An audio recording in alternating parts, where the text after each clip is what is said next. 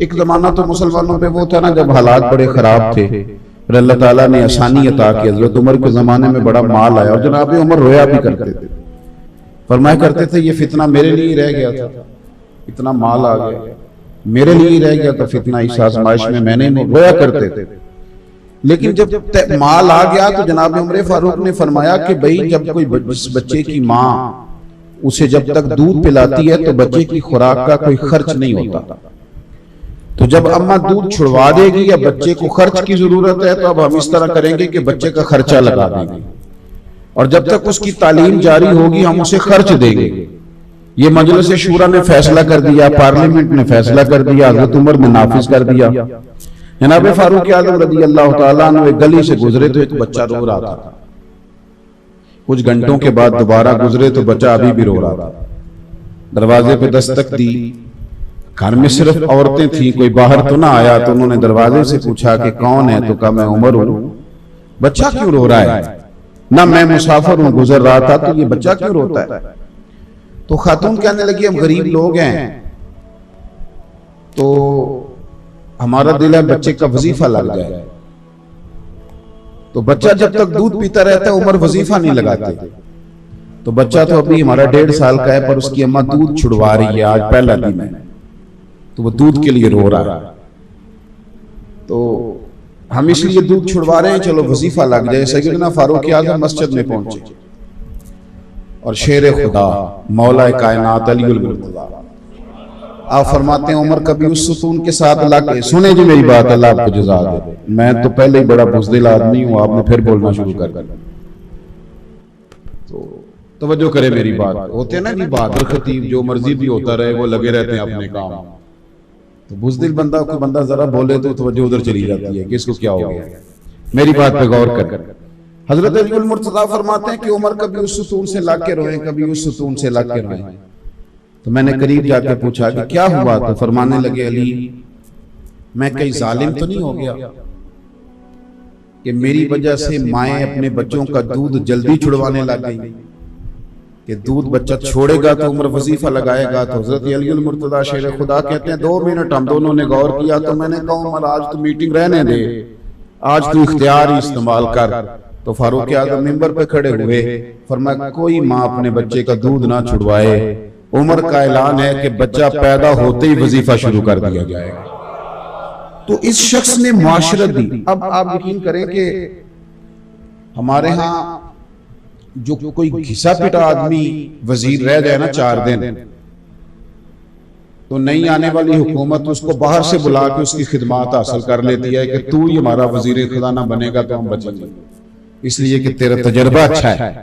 گھسا پٹا آدمی، ملت کے جوانوں غور کرو نا کہ چند روز جس آدمی نے ملک کی معیشت کو دیکھا ہے، معاشرت کو دیکھا ہے، اس کو پتہ ہے کہ مجھے سبسڈی کہاں دینی ہے، ٹیکسز کتنے لگانے ہیں، کس طبقے کے اوپر بوجھ بڑھانا ہے، اس آدمی کو لوگ اتنی اہمیت دیتے ہیں، سیمینار کرتے ہیں، 1.5-2 گھنٹے بیٹھ کر باقاعدہ ہمارے وزیر لیکچر دیتے ہیں، اور اس کے باوجود بھی معیشت ٹھیک نہیں ہوتی۔ تو چاہیے نہیں تھا کہ یکم محرم کو سارے وزیروں کو بٹھا کے سیدنا فاروق اعظم کی باتیں بتائی جاتی اور وہ معاشرت کھولی جاتی اور بتلایا جاتا کہ یہ جناب آپ ملاحظہ کریں کہ اللہ تبارک و تعالیٰ نے اس شخص کو کتنی فراست عطا فرمائی۔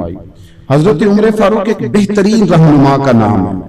اب تو ہمارے بچے تیزی سے ہم فل پی ایچ ڈی کرنے لگے ہیں تو بہت ساری چیزیں ان کے سامنے کھلنے لگ گئی بڑی تیزی سے، اور ابھی بھی جو لوگ اس بات پر غور کر رہے ہیں کہ انسانوں کے اندر دولت کی تقسیم صحیح کس طرح ہو سکتی ہے، امیر امیر تر نہ ہو اور غریب غریب تر نہ ہو تقسیم، تو ان کو سب سے پہلے سیدنا فاروق اعظم کو پڑھنا پڑے۔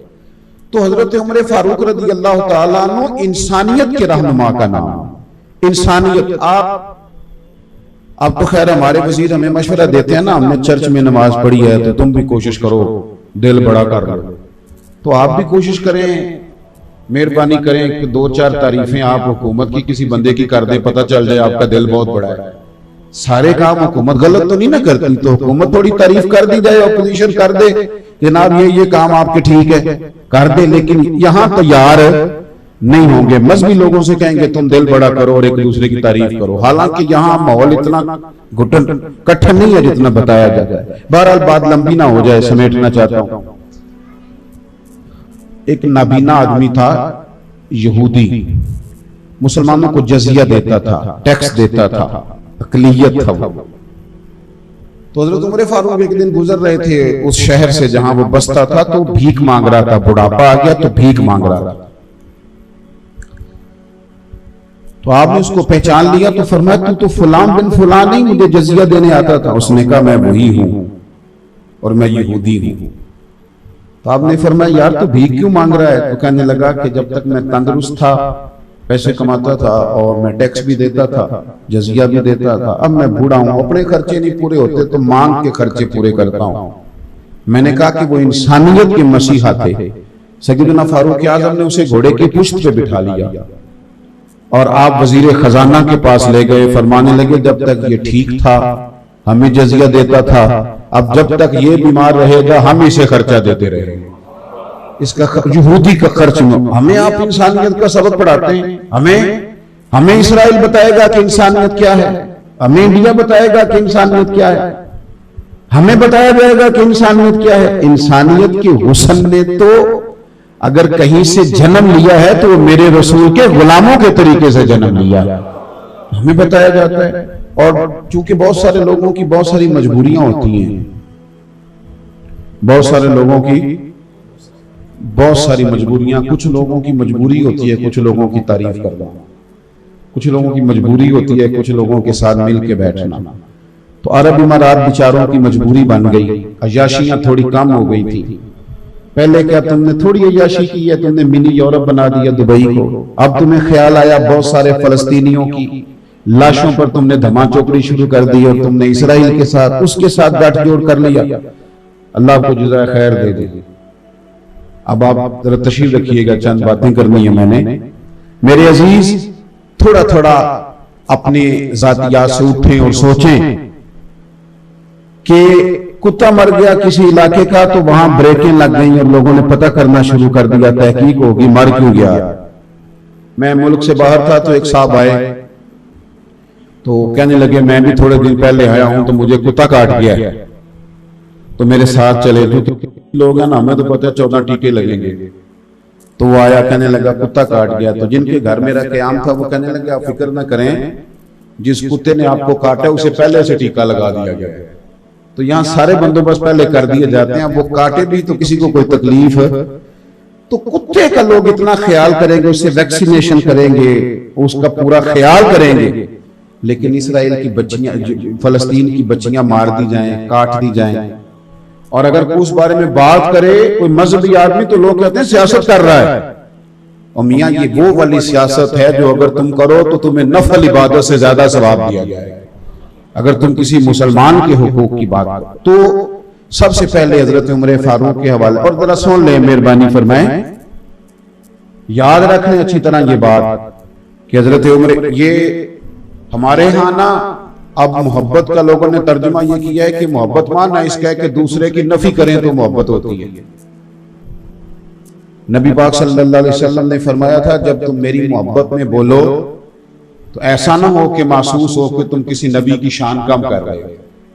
اس لیے اعلیٰ حضرت فرمایا کرتے تھے یہ نہ کہو کہ شان یوسف جو دبی تو وہ بھی اسی در پہ دبی, بلکہ کہا کرو شان یوسف جو بڑی تو وہ بھی اسی در سے بڑی. تو ایسا نہ کرے کبھی بھی ایسا محسوس نہ ہو کہ آپ صحابہ کی بات کرنی شروع کر دیں تو یوں محسوس ہو کہ آپ اس طرح بات کر رہے ہیں کہ آپ کو اہل بیت نبوت بھول ہی گئے ہیں. یاد رکھنا ایمان بچے کا ہی اس کا کہ جس کے سینے میں میرے مصطفیٰ کی اولاد کا پیار ہو, باقی تو ایمان ضائع ہو جائے گا. لیکن یہ شرط نہیں کہ آپ کسی صحابی کا تذکرہ ہی نہ کریں, ساری زندگی یہی کہتے رہیں کہ میں اہل بیت نبوت کا نوکر ہوں. تو بھئی آپ, اور اب تو خیر ایک اور بڑی بات ہو گئی ہے, ایک فرق لوگوں نے شروع کر دیا, کہتے دار والے اور نے تے گھر والے تے تیری کنے ڈیوٹی لائی ہے نکھیڑن دی, اپنی بھی حیثیت کا تعین کرنا. کہتا تو کیا ہے, دار والے دار والوں کا جو فرق کر رہا ہے تو بھی تو بولنا, تو کیا ہے, اپنی بھی حیثیت کا, تیری حیثیت ہے کہ تو تعین کرے گھر والا کون ہے دار والا کون ہے. کس طرح کی بات کر؟ سیدہ عائشہ صدیقہ تمہیں دار والی نظر آتی ہے؟ آپ صوفیاء کے ماننے والے حضرت مجدد الفسانی، اتنا بڑا صوفی بھی دوبارہ آئے گا دنیا میں۔ شیخ احمد فاروق سرہندی فرماتے ہیں میں ختم شریف پڑھتا تھا، سویرے پڑھیے گا حضرت عمر فاروق کا ختم شریف، ان کا بھی یہ سال ثواب ہوتا ہے۔ حضرت مجدد صاحب کہتے ہیں میں سال ثواب کرتا تھا، ختم شریف پڑھتا تھا، اہل بیت کے نام لیتا، خلفاء کے نام لیتا، عشرہ مبشرہ کے نام لیتا، صرف نہ مطلب مجھ سے رہ جاتا حضرت عائشہ صدیقہ کا نام، میں ان کا نام لے کے سال ثواب نہیں کرتا تھا۔ فرماتے ہیں مجھے ایک رات خواب میں مدینے والے رسول کی زیارت نصیب ہوئی۔ پتہ ہے حضور نے کیا فرمایا؟ فرمایا شیخ احمد تمہیں پتہ ہے میں روٹی عائشہ کے گھر کھاتا ہوں، تمہیں پتہ ہے میں کھانا ادھر جا کے کھانا پسند کرتا ہوں اور تو میری عائشہ کا نام ہی نہیں لیتا دعا میں۔ تو فرماتے ہیں کہ میں نے اس کے بعد تحیہ کیا، اب میں بات شروع یہاں سے کرتا تھا کہ سیدہ خدیجہ، سیدہ عائشہ، تھوڑی احتیاط کریں، ہماری حیثیت کیا ہے، ہماری کیا حیثیت ہے، ہم فیصلہ کرائیں گے صحابہ اور اہل بیت کے بھی۔ اپنے نظریات کو مضبوط کریں، اپنے عقائد کو مضبوط کریں۔ امام حسن اور امام حسین کی عظمت ایمان ہے، لیکن یاد رکھنا حضرت عثمان غنی ان کے خالو ہیں، اور وہ والے خالو ہیں کہ ان دونوں کو تلواریں دے کے نا مولا علی نے حضرت عثمان کے دروازے پہ کھڑا کر دیا تھا۔ آپ اس بندے کی شان سمجھتے ہیں کہ جس کی حفاظت کے لیے حسن اور حسین کھڑے ہیں تلواریں لے؟ آپ مقام کو سمجھیں، حضرت سیدنا عثمان غنی رضی اللہ، تو صحابہ کا اکرام کریں، اہل بیت نبوت کا اکرام کریں۔ بات چونکہ لمبی نہیں کرنی، قرآن مجید نے کہا محمد الرسول اللہ، محمد صلی اللہ علیہ وسلم اللہ کے رسول ہیں، والذین معہ اشداء علی الکفار، اور جو ان کے ساتھ والے ہیں وہ کافروں پہ سخت ہیں، کافروں پہ رحماء بینہم، اور آپس میں رحم دل ہیں۔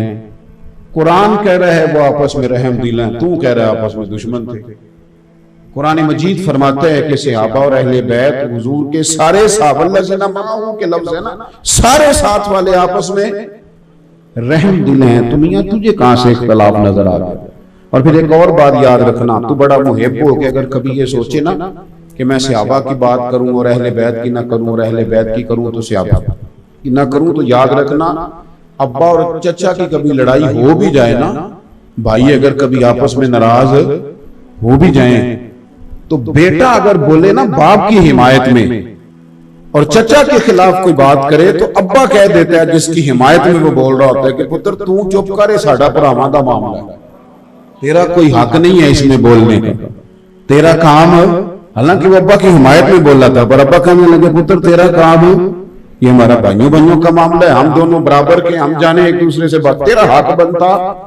تو بھئی اگر ان کی کوئی مشاجرات ہوئے بھی تو میرا اور آپ کا حق بنتا اب بات کو سنیں اور اچھی طرح دل میں جگہ دیں۔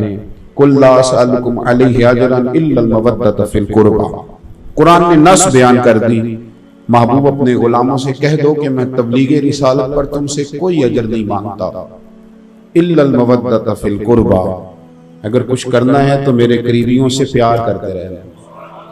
میں آپ کو ایک بات عرض کروں، پیار جو ہوتا ہے نا وہ اپنا روپ خود اختیار کرتا ہے، وہ اپنا روپ خود اختیار کرتا ہے۔ 5000 روپیہ 10 محرم کو کسی مسجد میں بڑی نیکی کر کے لنگر میں آپ نے دے دیا تو امام حسین کا پیار پورا ہو گیا، ختم ہو گئی بات۔ چودھری صاحب تو جا کے دیکھتے بھی نہیں کون سی پک رہی ہے امام حسین کے نام، ہاں نہیں دیکھتے۔ آپ دوستوں کے لیے جب دعوت پکاتے ہیں تو آپ ہوٹل تلاش کرتے ہیں، مرضی کا آرڈر دیتے ہیں، اور امام حسین کے نام کی نیاز آپ نے پکائی ہے تو آپ کا تو لنگر کے معاملے میں وہ رویہ نہیں ہے جو ہونا چاہیے تھا۔ میں دور تو جاتے نہیں، میں تو ابھی لنگر پہ ہوں، یہ محفل میں جا کے نا تو اس نے 2000 روپیہ پھینک دیا قاری صاحب پہ، تو جو کہتا ہے میرا عشق پورا ہو گیا امام حسین کے ساتھ، چھٹی ہو گئی بات۔ او خدا کے بندے، امام علی مقام کے ساتھ تیرا پیار۔ میری اماں بالکل پڑھی لکھی نہیں تھی، بالکل پڑھی لکھی نہیں تھی، کھیر پکتی تھی 10 محرم کو، اماں کہتی تھی ٹھوٹیاں بھی ضروری ہیں، اور پھر میری اماں کہتی تھی اس نے لنگر بانٹنا وہ پہلے وضو کر لے، یہ میرے نبی کی اولاد کے نام کا لنگر۔ میں کئی دفعہ دلیلیں دیتا تھا، وہ انہوں نے نہیں پڑھا تھا کسی کتاب میں کئی دفعہ اما جی یہ وضو نہیں یہ جو ضروری تو کہنے سے پتر تینوں نہیں پتا اے حسین پاک دی گل، یہاں تو اب ماحول ہی ہمارا رویہ ہی کوئی نہیں، کیفیت ہی نہیں۔ اعلیٰ حضرت فاضل بریلوی رحمت اللہ علیہ نے 1000 کتاب لکھی ہے، وہ ارضیات پر بھی بحث کرتے ہیں اور وہ ہمیں جغرافیہ بھی بتاتے ہیں اور وہ ہر لحاظ میں مسلمانوں کے رہنما ہیں۔ کچھ لوگ کتابیں پڑھتے پڑھتے خشک بھی ہو جاتے ہیں، یہ بھی بڑا نقص واقعہ ہوتا ہے، خشکی رہ جاتی ہے، شعر و سخن کا کوئی ذوق باقی نہیں رہتا۔ اعلیٰ حضرت بریلوی غوث پاک کے نام کا لنگر تھا، غوث اعظم کی شرینی سمجھ لیں، جس طرح اب تو خیر وہ نہیں رہا، پہلے ہوتا تھا کہ وہ شکر پارے لے آتے تھے 11ویں والے دن، لوگ اس پہ ختم ہو مکھانے آ جاتے تھے، تو وہ شرینی تھی تھوڑی سی، غوث پاک کے نام کی، ختم شریف ہو گیا اس پہ، تو اس کا ایک ٹکڑا زمین پہ گر گیا۔ میری بات پہ غور کرنا، میں آپ کو ملنگ کی بات نہیں بتا رہا، اس بندے کی بات بتا رہا ہوں کہ جو ہر وقت دلائل کی دنیا میں رہتے، جو براہین کی دنیا میں رہتے، جو قلم کے پیچ و تاب سے پورے آگاہ ہیں، جنہیں بات کرنے کا ڈھب اور سلیقہ مکمل دلائل کے ساتھ آتا ہے، لیکن تھوڑی سی شرینی غوث پاک کے نام کی زمین پہ گر گئی، تو اعلیٰ حضرت رحمت اللہ علیہ زمین پہ اترے، ہاتھ نہیں لگایا، سر جھکایا اور پھر اپنی زبان کے ساتھ شرینی اٹھائی، تو ساتھ دائیں بائیں جو شاگرد مرید بیٹھے تھے کہنے لگے حضور یہ والا رنگ تو پہلی دفعہ دیکھا ہے۔ آپ فرمانے لگے جو تم نے پہلے سارے رنگ دیکھے ہیں وہ اسی رنگ کا صدقہ ہے، یہ اسی رنگ کا صدقہ ہے جو تم نے پہلے سارے دیکھے ہیں۔ کیفیات ہی نہیں ہے، حضور کی اولاد کی تو بات کرے، نبی پاک کی اولاد کی۔ حضور مفتی اعظم ہند فرمایا کرتے تھے مجھے یاد نہیں کہ میں نے کبھی حضور کی اولاد کا نام بغیر وضو کے زبان سے ادا کیا۔ سرکار کی اولاد سے پیار کر، اہل بیت نبوت کے ساتھ ہمارا رشتہ عقیدت کا ہو اور ہمارے لب و لہجے سے بات چھلکے کہ ہمیں رسول پاک کی اولاد سے پیار ہے۔ دیکھو نا یارو، اگر چودھری صاحب خود جائیں 10 محرم کو اچھے چاول خرید کے لائیں اور پھر وہ پکانے والے کو خود بلا کے تلقین کریں اور پھر وہ کہیں کہ آج جو برتن ہے نا ناراض ہو گیا ہو، اسی میں چودھری جواب دے ہو سارے ہوں ہاں ہی نہیں کر دے۔ اور میری بات سنو صاحب، بات کو سمجھو، بیٹی کی شادی ہو تو بندہ پورے جوبن پہ آ جاتا ہے، وہ کہتا ہے کہ خاص شے ہونی چاہیے، کوئی خاص پیار ہے نا بیٹی سے، تو پیار بتلاتا ہے کہ ابا خود گیا ساری چیزیں خریدنے، وہ خود گیا سارے کام کرنے۔ چلے میں آپ کو اپنی بات بتاتا ہوں، ابھی کی تازی، میں کبھی گھر کوئی چیز نہیں لے کے گیا تھا، کبھی بھی بہن بھائی بیوی ان کی طاقت نہیں کبھی مجھے کہہ دے کہ آندھی باری فلانی شے لے آیا۔ جب سے بچے ہوئے ہیں نا وہ جو مرضی آرڈر لگا دیتے ہیں، جو مرضی۔ ایک دو دفعہ میں نے ان کی اماں سے کہا انہیں منع کرو، کہنے تسی آپ ہی کر لو، بات کو سمجھے۔ کئی دفعہ اترتا ہوں گاڑی سے، ان کی مرضی کی چیز لیتا ہوں، گھر تو داخل ہونا ہے کہ نہیں، بگڑ جاتے ہیں نہ لے کے آئے، بگڑ جاتے۔ میں ملتان شریف تھا پرسوں ترسوں، تو سب سے چھوٹے والے نے مجھے کہا کہ کار تاں بڑے آجے جو میری گڈی لے کے ہونی ہے۔ وہ کار دیکھ لی کسی کی، تو میں آدھی رات کو ڈھونڈتا پھرتا تھا کہ اس کی گاڑی مل جائے تاکہ میں، تو یہ پیار ہے نا، پیار آپ کو بہت سارے کام کراتا ہے جو آپ پہلے او یار امام حسین سے پیار ہو جائے، اور پھر کسی پتر کا نام بندہ غلام حسین نہ رکھے، پھر کبھی اس کو شوق نہ پیدا ہو کہ میں خود جاؤں جا کے بازار سے چاول خریدوں۔ آج میں نے جو ہے وہ جو ٹینٹ کے برتن ہیں ان میں لنگر نہیں دینا، آج میں نے بیوی سے کہنا جہیز والے نکال، اس لیے کہ امام حسین کی نیاز بانٹنی، تیرا پتہ تو چلے نا تجھے امام حسین سے پیار، لیکن تو کھل کے تقریر کرے اور کھل کے وہاں میں سٹ کے آیا پورا 1000 روپیہ امام حسین نہ پیار جو سی، او بھائی انتے 1000 روپیہ بال برگراں دے لا چھڑ دے، وہ موگ گئی، ختم ہو گئی بات۔ تو آپ کا پیار چھلکے، آپ کی طبیعت ہو۔ میں کہتا ہوں کیوں اعلان کرنا پڑے امام صاحب کو ہر سال کے جی امام حسین کی نیاز دلانی ہے، کیوں ان کو اعلان کرنا پڑے ہر سال، کیوں کہنا پڑے؟ یکم محرم ہوتے ہی میں خود کیوں نہیں مسجد جاتا کہ حضرت یہ میری طرف سے حصہ ہے، بتائیں امام حسین کے نام کی محفل کب کر دیں؟ پیار چھلکے نہ سنو۔ بڑا کر و فر تھا حضرت عمر بن عبدالعزیز کا، 2 ٹوک بات کرتے تھے، 2 ٹوک۔ جس دن پہلے دن خلیفہ بنے اپنی بیوی سے کہنے لگے وہ ایک بادشاہ کی بہن تھی حضرت عمر بن عبدالعزیز کی بیوی، اور ایک بادشاہ کی بیٹی تھی، اور تیسرے بادشاہ کی وہ بیوی بن گئی۔ تو اپنی بیوی سے کہنے لگے پہلے دن خلیفہ بننے کہ تجھے عمر چاہیے کہ تجھے دولت چاہیے؟ وہ کہنے لگی نہیں مجھے عمر ہی چاہیے۔ تو فرمانے لگے لا پھر سارا زیور میں نے مال غنیمت میں جمع کر دیا۔ پھر کہنے لگے تجھے گھر چاہیے کہ تجھے عمر چاہیے؟ کہنے لگے جی مجھے عمر ہی چاہیے۔ فرمانے لگے یہ مکان بڑا عالی شان ہے، یہ مال غنیمت میں دینا، تو میرے ساتھ جھونپڑے میں رہ سکتی ہے تو آ جاؤ۔ اس نے کہا ٹھیک۔ دو ٹوک بات، دو ٹوک۔ آپ کے خاندان کا ایک بندہ آ گیا بنو امیہ کا، اس نے آ کر کے کہا کہ میری جائیداد ہے تھوڑی سی، تو آپ میری سفارش کر دیں۔ خاندان کا بندہ تھا نا۔ آپ نے وزیر کو بلایا، اور جو باہر حارس کھڑے تھے جن کو آج کل ہم باڈی گارڈ کہتے ہیں، یہ بھی شوق ہے۔ اب تو پیروں مولویوں کو بھی لگ گیا ہے کہ دو چار گن مین ہوں تو پتہ چلتا ہے بندہ کو تگڑا ہے، یہ تو اب مذہبی لوگوں میں بھی آ گیا۔ تو وہ جو باہر حارسین کھڑے تھے، پہرے دار کھڑے تھے، حضرت عمر بن عبدالعزیز نے ان کو بلایا، فرمایا یہ میرے چاچا کا بیٹا اندر کیسے آیا؟ میں نے کہا حضور آپ کے چچا کا بیٹا ہے، فرمایا ساری دنیا اندر آ جائے، میرے خاندان والے کو سفارش لے کے ہیں تو انہیں اندر نہ آنے دینا، اس لیے کہ یہ خاندان کی حکومت نہیں، یہ رسول اللہ کے نام کی حکومت ہے۔ خبردار کوئی بندہ قریب نہ پھٹکے۔ اتنا تگڑا بندہ، اتنے بڑے اصول قاعدے، بچوں کو کہہ دیا کہ اگر تم میرے ساتھ گزارا کر سکتے ہو روکی سوکی پہ تو کرو، نہیں تو یہ دروازہ کھلا نکل جاؤ۔ ساری دلیریاں، چودراہٹیں، کہانیاں اپنی جگہ، لیکن حضرت عبداللہ بن حسن، یہ امام حسین کی اولاد میں سے، امام حسن کی اولاد میں سے، یہ 16 سال کا نوجوان، کالی سیاہ زلفیں، داڑھی ابھی پورے چہرے پہ پھیلی نہیں، جب اندر قدم رکھا تو حضرت عمر بن عبدالعزیز کسی کو جرأت نہیں اندر آ سکے، لیکن اس بندے نے قدم رکھا تو حضرت عمر بن عبدالعزیز فوراً کانپنے لگے، اٹھے۔ چودراہٹیں پرا پرا ہوتی ہیں، صاحب یہ رسول اللہ کا گھرانہ ہے، تو بڑا ہے تو کہیں اور ہوگا، یہ نبی پاک کا گھرانہ ہے۔ اٹھے، اپنی تخت پہ شہزادے کو بٹھایا، کہنے لگے حضور آپ حضور کی اولاد ہیں، آپ نے کیوں تکلیف کی آنے کی؟ تو کہنے لگے حضور آپ بڑے اصول پسند ہیں، میرا بالکل جائز کام تھا، میں اس کے لیے حاضر ہوا ہوں۔ تو کہنے لگے شاہ جی آپ نے آج کے بعد یا مجھے کسی کے ہاتھ پیغام دے دینا ہے یا کوئی رکا لکھ دینا ہے، حکم کریں گے تو عمر بن عبدالعزیز چل کے آپ کے پاس آئے گا۔ چودراہٹیں دور دور ہیں، اصول دور دور ہیں، قاعدے دور دور ہیں، وہ جو نافذ کرنے والی چیزیں ہیں وہ دور دور ہیں، پر یہ خاندان رسول ہے، یہ خاندان ہے۔ لیکن حضرت عمر سے تگڑا بندہ کون ہو؟ حضرت فاروق اعظم سے بڑا بندہ بھی کوئی ہو؟ محبت چھلکتی، حضرت عمر فاروق بچت کرتے تھے، ہمیشہ بچت کی انہوں نے۔ ان کی بیوی ایک جگہ سے، عرب کے اندر خوشبو بڑی مہنگی ہے، آج بھی بڑی مہنگی ہے، مسجد نبوی شریف میں سونے والی دکان کے ساتھ خوشبو والی دکان، جتنا کرایہ وہ دیتا ہے اتنا کرایہ یہ خوشبو والا دیتا ہے، بڑا مہنگا کام ہے خوشبو۔